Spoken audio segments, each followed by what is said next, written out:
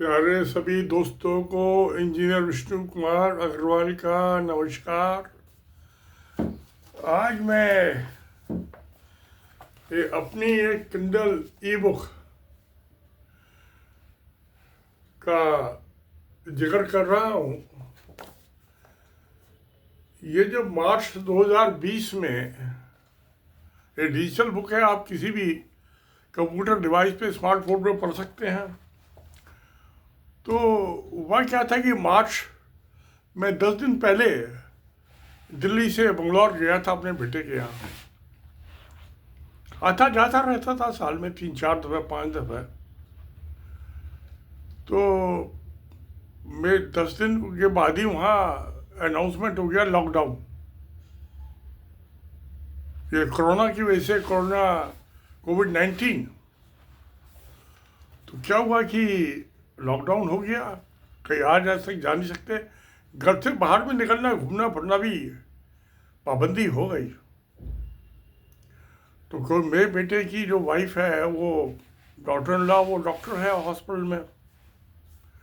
तो उसको तो मरीजों का देखने जाना था। एक कोरोना पेशेंट के लिए अलग वार्ड बना दिया था। तो एक हफ्ते में एक दिन उसको जाना होता था पेशेंट्स को देखने के लिए। सब डॉक्टरों की रोटेशन में ड्यूटी बंदी थी। तो मेरे बेटे ने कहा, पापा ये तो जाएगी ड्यूटी पे, तो अगर जो इसको तो इन्फेक्शन हो जाने का बहुत चांस है, आपको हो गया तो आपकी उम्र में संभालना मुश्किल हो जाएगा। तो आप ऐसा, वो मेरी बेटी के यहाँ मुझको छोड़ दिया कुछ दिनों के लिए। अब बेटी के भी वही था, रोज पोस्टर चिपकते थे कि सब लॉकडाउन है, बाहर नहीं निकलना घर से। अब मुझे सुबह शाम घूमने जाने की आदत, बहुत बचपन से ही। जब ईश्वर था तो 80 साल का बुढ़ा हो गया। तो हुआ क्या कि मैंने, अब किताब लगने की तो मुझे बीमारी है, ऐब है।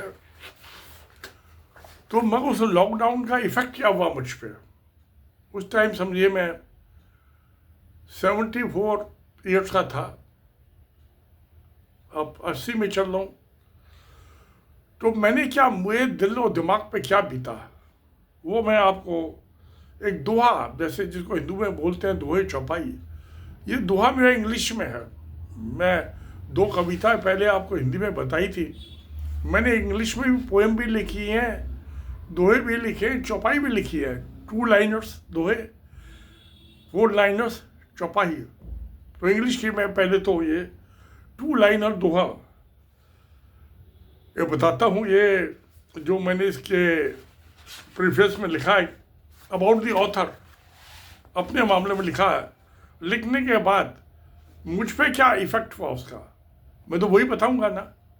आपका इफेक्ट पे क्या हुआ हो तो आपको पता होगा। सबको अपने अपने दिल और दिमाग का पता होता है, दूसरे का किसी को पता नहीं होता। तो मैंने इसको लिखा था, improvement in institutional jail, institutional jail, improvement in institutional jail is for tangible physical body only, but intangible soul and brain are free to fly in the universal imagination. तो ये मैंने अबाउट दी ऑथर की मैं कैसे सोचता हूँ, इस corona को लेता हूँ। तो मैंने इसमें डिस्क्राइब किया था ये कोरोना कैसी हुई। तो फिर मैंने ये पेज 33 पे इस किताब के इसको नटशेल में बताया। जब ये अक्टूबर 2020 में पब्लिश हुई थी किंडल ई बुक किश में, तो मैंने इसको कैसे डिस्क्राइब किया। Time itself frozen over, time froze हो गया, बर्फ जम जाती है। Time itself frozen over as world halted its living, रुक गया सब कुछ। नहीं तो हम घूमते फिरते हैं, हार्ट हो गया, रुक गया। लिविंग, घूमते फिरते तो ही मजा है ना। तो as the world heart is living, now that freedom is nearly yours again, खत्म हुआ, दोबारा आजादी आ गई। Now that freedom is nearly yours again, second chances come around not so often, बहुत बार बार नहीं आते हैं, मौत हो जाती है। पेंडेमिक में, एपेंडेमिक में, ये पेंडेमिक था। Second chance come around not so often, जो मर गया उसका तो चांस आया नहीं। You have an opportunity to rectify that which is rotten. आपको जिंदा है, आपको एक मौका मिला है कि जो सड़ गल गया है उसको ठीक कर दो। You have an opportunity to rectify that which is rotten. Let's be good and say and stay good together. Let's be good and stay good together. बच गए जान। My heart melt the way you melt ice caps. दिल पिघल जाता है जैसे कि बर्फ पिघल जाती है। Melt my heart the way you melt ice caps. Let's be better, be together. तो ये एक छोटी सी 9 लाइन्स की मैंने पोएम लिखी थी, जो मैंने इस किताब में जो ये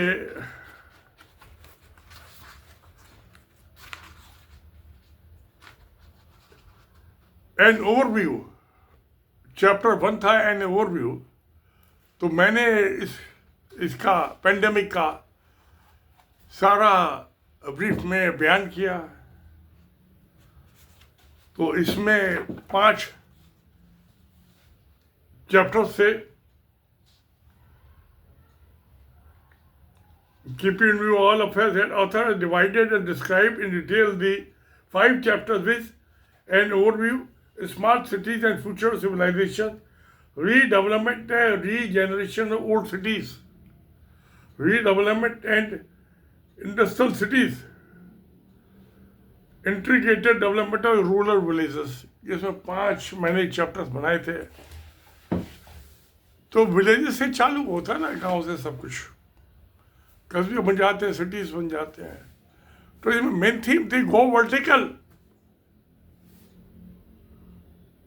स्काई क्रैप बनाइए, जमीन को छोड़ दीजिए, उसको दोबारा जंगल उगा दीजिए, मेक इट विल्ड, और जानवर भी उसमें आ जाए।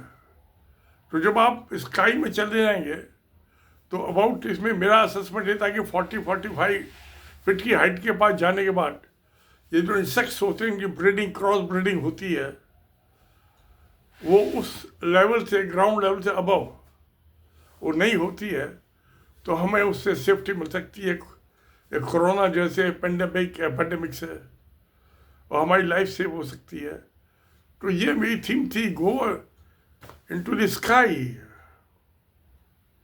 गो vertical, skyscrapers, high risers, construct such buildings and on empty vacated land, grow trees. In farming, grow in vertical buildings, control climatic conditions and wetness. तो this was the theme of this my book. तो प्यारे दोस्तों, हमें बचना चाहिए। This pending के God made, it was not God made, it was man made. In sanitation was man-made, and this pandemic was rooted in sanitation. So my friends, मेरे प्यारे दोस्तों, फ्रेंड्स एंड फोर्स, दोस्त और दुश्मनों, कैसी लगी आपको कविता? खुशी हो आपको? Please right in comment box, some small or big. You write a small thing, it will be big for me, too big for me. I will be burdened and grateful to you. Thank you, नमस्कार, धन्यवाद।